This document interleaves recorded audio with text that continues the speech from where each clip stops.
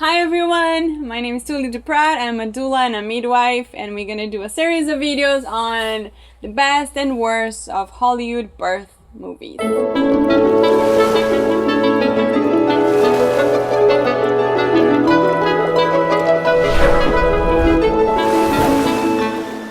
Right, I have a problem. Every time I watch a birth scene on the movie or a series or something, I cringe and gets under my skin because the scenes are so poorly done and they're so not ideal or not well done, in my opinion, lots of them.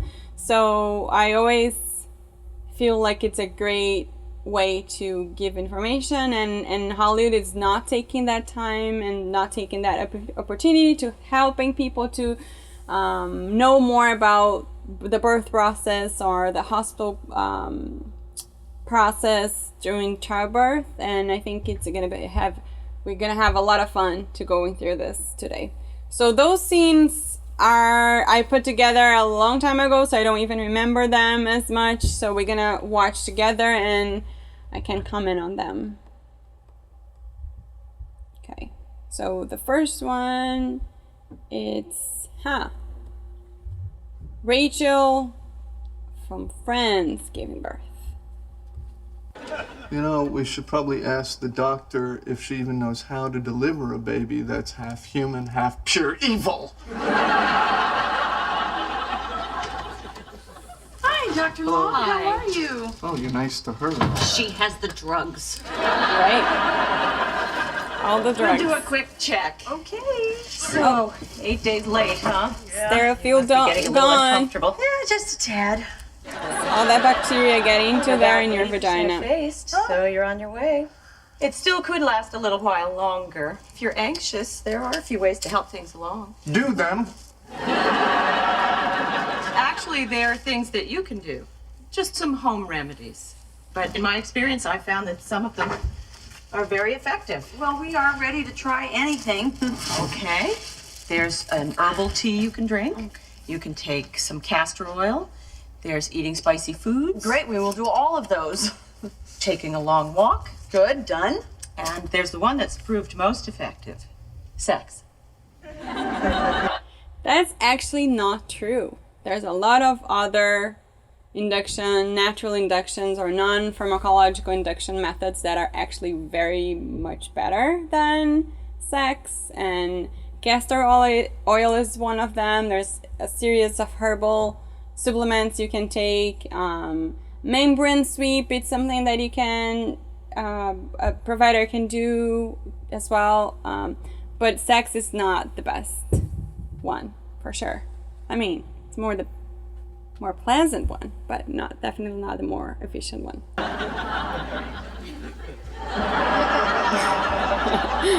You've got to be kidding me.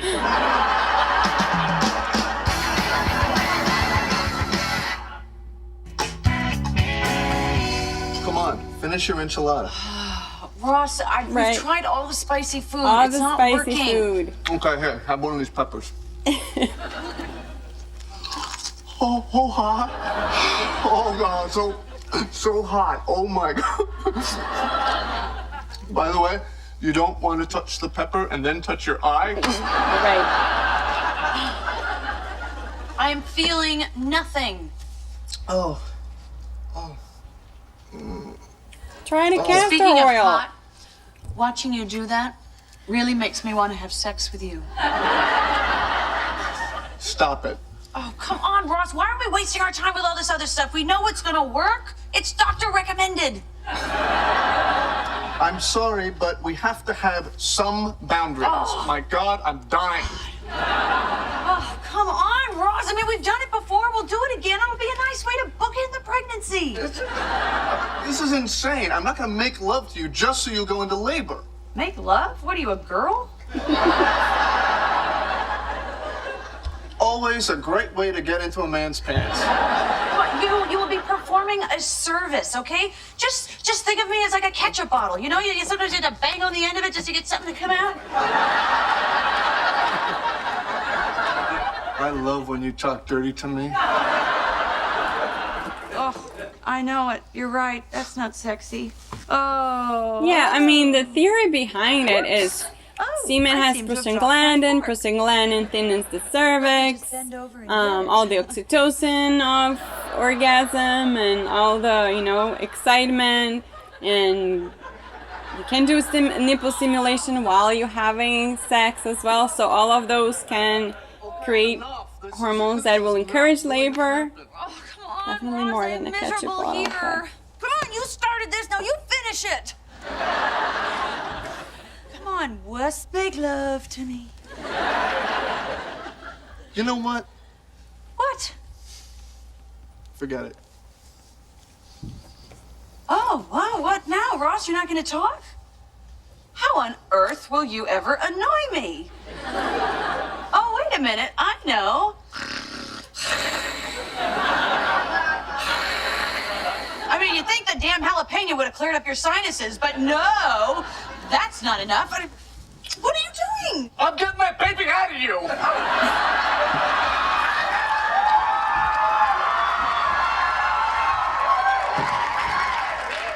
Oh, God. Oh, I know. Oh, no. I think my water just broke. Oh. I am good. Okay, I got the pillow, I got the bag, you got the keys? No, don't do that. Okay. No. Hey. We're having a baby. No, Always a great if your water's broken, you don't need to go to the doctor right away. You don't need to go to the hospital right away. You can call your provider. Just let them know what is going on. Tell that you're gonna stay at home and wait for contractions. And it might take even like 20 hours, 12 to 20 hours to really get labor to start after water is broken. So if you go straight to the hospital, you might just hang out there and like look at the ceiling for a long time. Like it might not start right away. So get some, like some food, rest some, like get some dinner and really chill at home as much as possible. Let them know what is going on. They might ask you some questions like what the color of the fluid, how much fluid it was, if the baby's moving, and all of those things, but you don't need to go right away. I feel like bad just watching people think that the water is broken, they need to run to the hospital, because that's not true at all.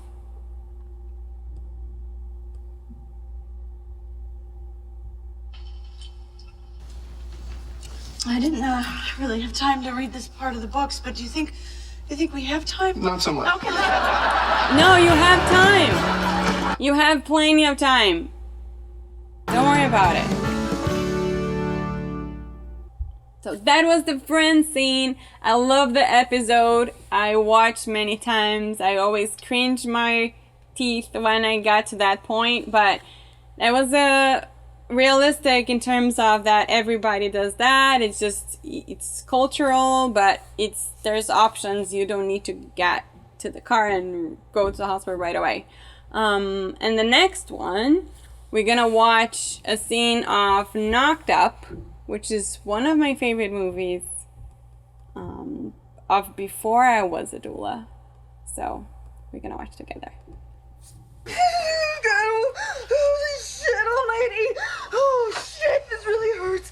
I see we're well on our way. Okay, I want the epidural. Okay, give me the epidural. Give her the epidural, okay? Give it to her now. Okay, Allison, we're past the point of an epidural, okay? There's no past the point the epidural. If you want an epidural and you're not pushing, or if you're pushing and you're like, this is too much, I want my epidural, you can get an epidural anytime. There's nobody that should tell you that you should not get an epidural when you want an epidural. I had clients that had epidurals when they were pushing or after being 10 centimeters. If the baby is still inside, you can get an epidural anytime. The only thing is if you cannot move, like if you need to be still for the epidural to be placed. So if you're having contractions on top of each other, if you're moving a lot, it might be harder to get an epidural, but you should not be denied to have an epidural. He's a jerk. Cervix is fully dilated. No, seriously, I want an epidural. I know there's time. We can't give you the epidural. Take the time. I'll make sure it doesn't come out. I'll stop pushing. We I'll have stop. time. Oh, Just do it, please. I'm sorry, we have no time. We're gonna just have to do this the all-natural way, okay? The way you wanted to do it, okay? Ready? Okay. Here comes another contraction, okay? I want you to push. Okay, ready? I feel everything. Oh my God, it's happening. Okay, maybe we can take it down just a little. I think you're gonna scare the other pregnant women. Are you fucking kidding me? Okay. Are you kidding me? Yeah, exactly. Like, if you need to do things, if you need to scream, if you need to moan, if you need to whatever voice you need to use to cope with whatever's happening, you should feel free to say whatever you want anytime you want. If someone tells you, or anyone even suggests that this is too much or you should not behave this or that way, it's totally nuts. This is like very disappointing to see that happening in the movie. I never saw that happening in real life, but if anyone went through that, or if you get into a situation like that, just, you're fucking kidding me.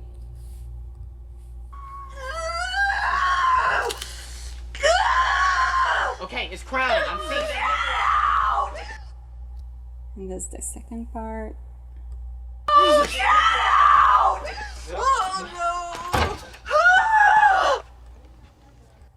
First of all, nobody's getting to your room without your consent.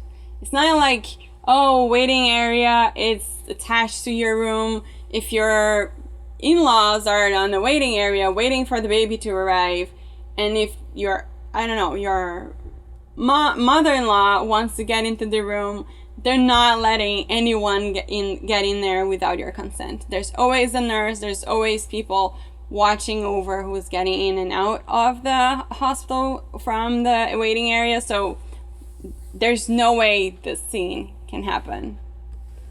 You all right, buddy? 1 second. What did he look like? I shouldn't have gone in there. Don't go in there. Promise me you don't go in there.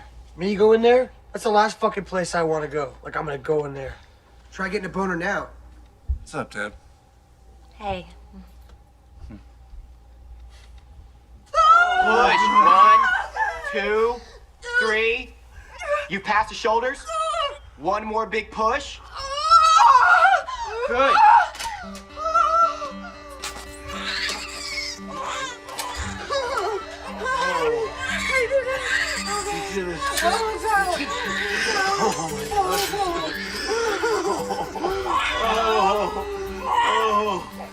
Oh, God. See that amazing, thick, super bulging umbilical cord there? That is the blood that is inside of your placenta, and it's being pumped from the placenta towards the baby on the first moments of life. So the thing that he did there, that he clamped the cord right away while the umbilical cord is super bulgy and really, still pumping the blood. It's like it's taking away those stem cells and that blood, extra blood that your baby has, that it's inside of your placenta, and it can be up to 50% of the baby's blood. So if you let the umbilical cord pulse and really let that amazing blood get it to the baby, there's so many benefits on it. There's really amazing properties. For example, if you have, like, we call it delay cord clamping. So if you delay cord clamping, your baby can get more red blood cells and more iron and less possibility of having anemia on the first year. So it's really not practice anymore to really clamp the cord on the first moments. Your doctor might clamp the cord on the first minute, like take a minute or so. If you want to have more time to help and let the bulging of the umbilical cord and like pulsing of the umbilical cord happen for longer than that, you might need to advocate for yourself. So you might need to put in your birth plan or do some research about the benefits, comparing a minute of delayed cord clamping versus more than that, because sometimes the umbilical cord pulses for a long time. It's not like just a minute. So it's something you definitely need to talk with your provider about and get educated and really advocate for yourself. I love you so much, dude. Oh my God. Congratulations, you two. It's beautiful. It's so great. You're amazing. Get out. Made it out. Welcome. Awesome. So those were the scenes of today, and next episode we can bring more scenes and more fun and have all the information about those scenes and just go through them together. And thank you for watching. Don't forget to subscribe, like, or post your questions on the comments below. Just a little disclaimer, does not constitute medical advice. This is based on my personal experience and the knowledge that I got along the years. And even being a midwife, I'm not your midwife. So it's important, if you have questions about any of those topics and any of the things that we discuss in those videos, that you talk with your midwife or your provider about it. And I'm happy to answer questions, but it's always based on my clinical experience and my personal experience, and not in your case and your body. If you have questions, ideas for new videos, or birth scenes that you've seen that you feel we should talk about it, you can comment down below and we can make a new video just for you.